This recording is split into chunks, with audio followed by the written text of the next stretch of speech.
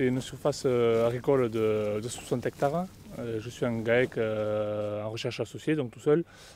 Il y a 75 vaches de race limousine, conduites en système Vaud-Aveyron et du Ségala, label rouge. Donc sur ces 60 hectares, il y a 45 hectares de prairies et 15 hectares de céréales. Sur 15 hectares de céréales, c'est à peu près 9 hectares d'orge, 3 hectares de baies triticales et 3 hectares d'épeautres. Ensuite, pour tout ce qui est partie herbe, ça se découpe 22-23 hectares de prairies naturelles, parce que c'est vraiment des terres qui sont en forte pente, donc difficilement mécanisables. Et ensuite, le reste, c'est prairies temporaires.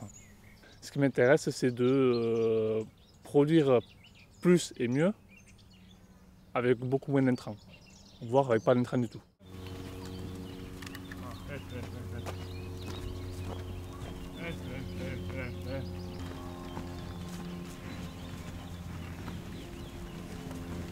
Le pâturage tournant dynamique, ça consiste à faire pâturer de l'herbe à son stade optimum. Donc son stade adulte, c'est 3 feuilles.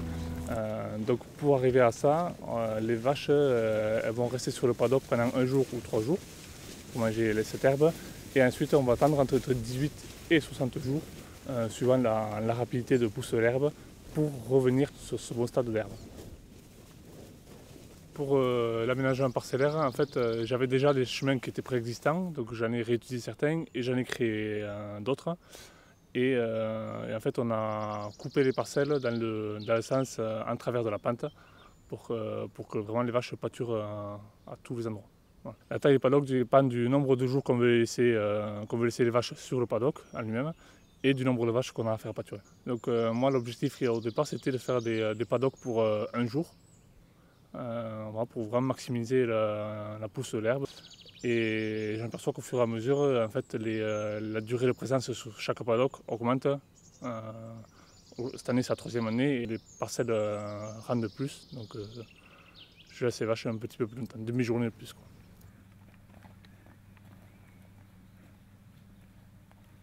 Alors quand j'ai conçu mes paddocks, on a géré on a fait la gestion de l'eau en fonction des chemins déjà existants, d'accès à l'eau.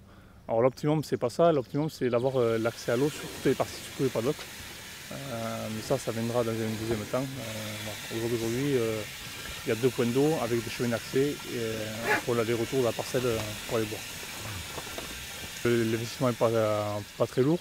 Il s'est élevé pour moi autour de 60 € l'hectare. Si on l'a amorti sur 10 ans, puisque la clôture fixe, elle ne bouge pas. Donc sur 10 ans, ça fait rien que 6 € par an. La durée sur l'année, ça s'étale, donc je vous ai dit, la mise à l'herbe autour du 15 ou 20 mars. Et ça va finir au mois de mi-novembre à peu près. Le déprimage, c'est en fait la première sortie à l'herbe. Donc c'est vraiment au tout début du printemps. Donc moi ça se passe ici entre le 15 et le 20 mars.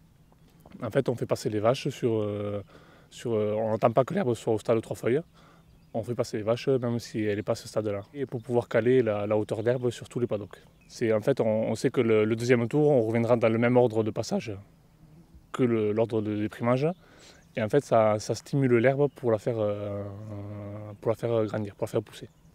Alors j'essaie une fois par semaine, j'essaie de faire le tour des paddocks et de voir, je me projette dans les 10 jours à venir pour savoir quel paddock il faudra que je fasse manger, s'il faut que j'accélère ou que je ralentisse. Pour qu'un paddock que j'estime qu'il soit prêt à être pâturé, donc au bon stade, ce que je fais c'est que je regarde les plantes, je regarde l'herbe pour qu'elle ait 3 feuilles adultes. Prendre de l'herbe, une herbe, la couper à sa base et compter le nombre de feuilles adultes. Donc en fait on s'aperçoit que cette herbe que j'ai coupée là, elle est à 3 feuilles adultes, vraies. Donc on est la première feuille qui est là, qui est adulte. La deuxième feuille c'est celle-ci. Et la troisième feuille qui a fini de pousser, elle est là. Voilà. Donc là on a 3 feuilles adultes, on est vraiment au beau stade.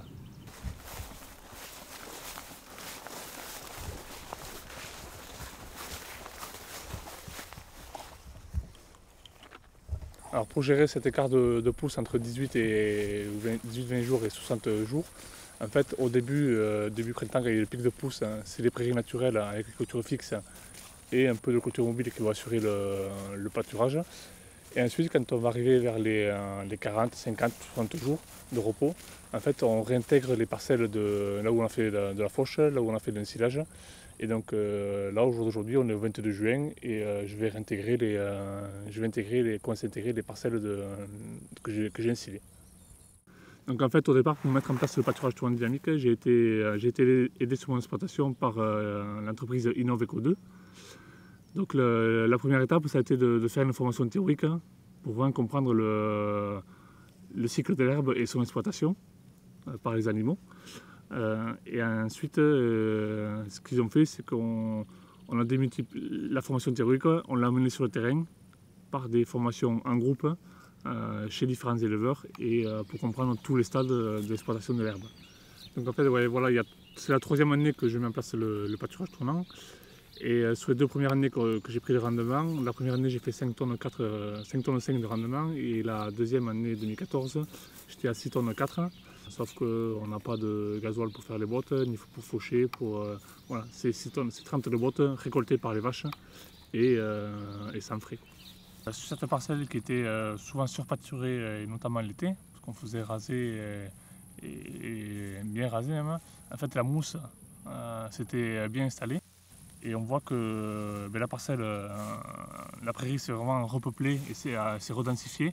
Et la mousse a quasiment disparu. La plus grosse des difficultés pour moi, c'est de ne pas faire surpâturer les prairies.